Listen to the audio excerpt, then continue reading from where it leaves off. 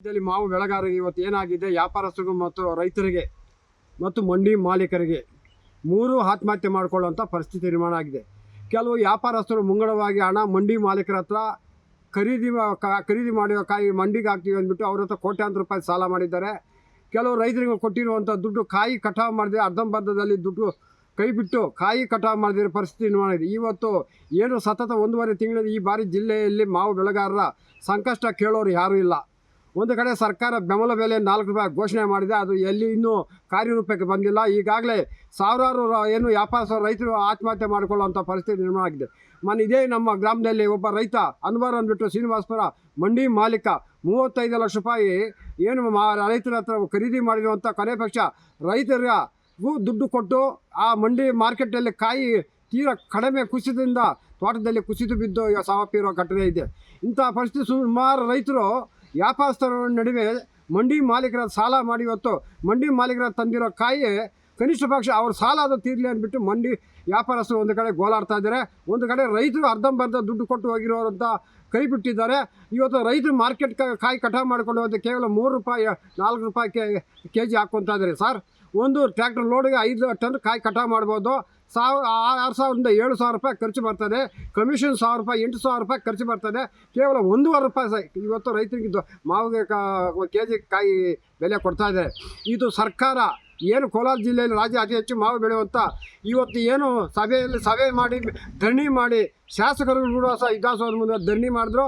ಯಾವುದಕ್ಕೂ ಕಿಮ್ಮತ್ತು ಕೊಡದೆ ಅಂತ ಬೆಂಬಲ ಬೆಲೆ 4 ರೂಪಾಯಿ ಕೊಡ್ತೀವಿ ಅಂದ್ಬಿಟ್ಟು ಕಾಯಿ ಎಲ್ಲ ಕಟಾವು ಆದಮೇಲೆ ಇವರು ಯಾವ ರೀತಿ ಯಾರಿಗೆ ಕೊಡ್ತಾರೆ ಅನ್ನೋದಕ್ಕೆ ಸಾರ್ವಜನಿಕರ ದೊಡ್ಡ ಸಮಸ್ಯೆ ಆಗಿದೆ. ಸರ್, ರಾಜ್ಯದ ಅತಿ ಹೆಚ್ಚು ಮಾವು ಬೆಳೆಯುವಂಥ ಕೋಲಾರ ಜಿಲ್ಲೆಯಲ್ಲಿ ಬಾರಿ ಏನಾಗಿದೆ ಅಂದರೆ ರೈತರು ಮತ್ತು ವ್ಯಾಪಾರಸ್ಥರು ಮಂಡಿ ಮಾಲೀಕರು ಮೂವರಿಗೂ ಭಾರಿ ತೀವ್ರ ಹಿನ್ನಡೆಯಾಗಿ ಕುಸಿದು ಬಿದ್ದಿದ್ದಾರೆ. ಈಗ ಮಂಡಿ ಮಾಲೀಕರ ಹತ್ರ ಕೆಲವು ವ್ಯಾಪಾರಸ್ಥರು ಕೋಟ್ಯಾಂತರ ರೂಪಾಯಿ ವಹಿವಾಟ ನಡೆಸಿದ್ದಾರೆ. ಎಷ್ಟು ಸಾವಿರಾರು ಟನ್ ಮಾವು ನಿಮ್ಮ ರಫ್ತು ಮಾಡ್ತೇವೆ ಮಂಡಿ ಮಾಲೀಕರ ಹತ್ರ. ಆ ಮಂಡಿ ಮಾಲೀಕರು ರೈತರಿಗೆ ತಂದು ಕೆಲವರು ದುಡ್ಡು ಕೊಟ್ಟಿದ್ದಾರೆ. ಈ ಬೆಲೆ ಕುಸಿದಿಂದ ರೈತರ ಹತ್ರ ಸಹ ಇವತ್ತು ಮಾವು ಕಟಾವು ಮಾಡೋ ಲೇಬರ್ ಖರ್ಚು ಬರ್ತಾರೆ. ಇದರ ಬಗ್ಗೆ ಜಿಲ್ಲೆಯಲ್ಲಿ ಸುಮಾರು ಶ್ರೀನಿವಾಸಪುರ ತಾಲೂಕಲ್ಲಿ ಸತತ 1.5 ತಿಂಗಳ ಎಲ್ಲ ರೈತರು ಮತ್ತು ಮಾವು ಬೆಳೆಗಾರರು ಹೋರಾಟ ಮಾಡ್ತಾಯಿದ್ರು. ಯಾವುದೂ ಸರ್ಕಾರ ಕಿಮ್ಮತ್ತು ಕೊಡ್ತಾ ಇಲ್ಲ.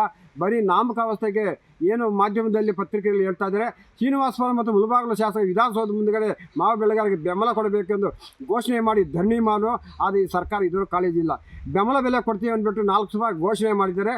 ಕೇಂದ್ರ ಸರ್ಕಾರ 2 ರೂಪಾಯಿ, ರಾಜ್ಯ ಸರ್ಕಾರ 2 ರೂಪಾಯಿ. ಅದು ಈಗಾಗಲೇ ಕಾಯಿ ಕಟಾವು ಮಾಡುವ ಅಂತ ತಲುಪಿದೆ. ಈಗಾಗಲೇ ಕೆಲವು ಮಂಡಿ ಮಾಲೀಕರು ಏನು ಕಾಯಿ ವ್ಯಾಪಾರಸ್ಥರು ಕೊಟ್ಟಿರೋ ದುಡ್ಡು ಕನಿಷ್ಠ ಪಕ್ಷ ಹಣ ಅದು ವ್ಯಾಪಾರಸ್ಥ ತೀರಿಸ್ಕೊಳ್ಳಿ ಅಂದ್ಬಿಟ್ಟು ಬಂದಷ್ಟು ಬರಲಿ ಅಂದ್ಬಿಟ್ಟು ಮಂಡಿ ಮಾಲೀಕರು ಕಾಯಿ ತರಿಸ್ಕೊತಾ ಇದ್ದಾರೆ. ರೈತರು ಕೇಳೋ ಪರಿಸ್ಥಿತಿ ಯಾರೂ ಇಲ್ಲ. ಸರ್, ರೈತರು ಇವತ್ತು ಒಂದು ಟ್ರ್ಯಾಕ್ಟರಿಗೆ 4 ಟನ್ನು 5 ಟನ್ ಕಟಾವು ಮಾಡ್ಕೊಂಡು ಹೋದರೆ 7,000 ರೂಪಾಯಿ ಖರ್ಚು ಬರ್ತದೆ. ಕಮಿಷನ್ನು ಸುಮಾರು 1,000-2,000 ರೂಪಾಯಿ ಖರ್ಚು ಬರ್ತದೆ.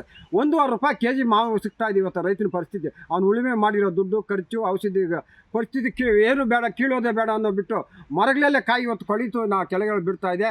ಇನ್ನೇನು 10-15 ದಿವಸದಲ್ಲಿ ಈ ಮಾವು ಕಟಾವು ಮಾಡಿದ್ರೆ ಸಂಪೂರ್ಣವಾಗಿ ರೈತರಿಗೆ ಹೊರ್ತ ಆಗಿದೆ, ವ್ಯಾಪಾರಸ್ಥರು ಹೊರ್ತ ಆಗಿದೆ.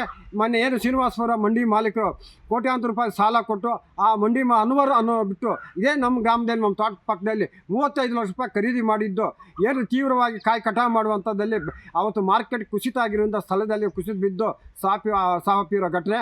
ಅದಕ್ಕೂ ಮಾನವೀಯತೆ ಇಲ್ಲದಂಥ ಎಷ್ಟೋ ಜನ ರೈತರು ಇವತ್ತು ಇಂಥ ಪರಿಸ್ಥಿತಿ ತಂದೊಡ್ಡಿರುವಂಥ ಸರ್ಕಾರಕ್ಕೆ ನಮ್ಮ ನಿಜವಾಗ್ಲಿ ಕಾಳಜಿ ಇದ್ದರೆ ರೈತರ ಮೇಲೆ ಇವತ್ತು ಮಾವು ಬೆಂಬಲ ಬೆಲೆ ಘೋಷಣೆ ಮಾಡಬೇಕು. ಯಾರು ವ್ಯಾಪಾರಸ್ಥರು ಆಗಲಿ ಯಾರೇ ಆಗಲಿ ಅನ್ಯಾಯವಾಗಿ ಬಿಡಬಾರ್ದು ಅನ್ನೋದಕ್ಕೆ ನಾನು ನೇರವಾಗಿ ಆರೋಪ ಮಾಡ್ತೀನಿ. ಸರ್,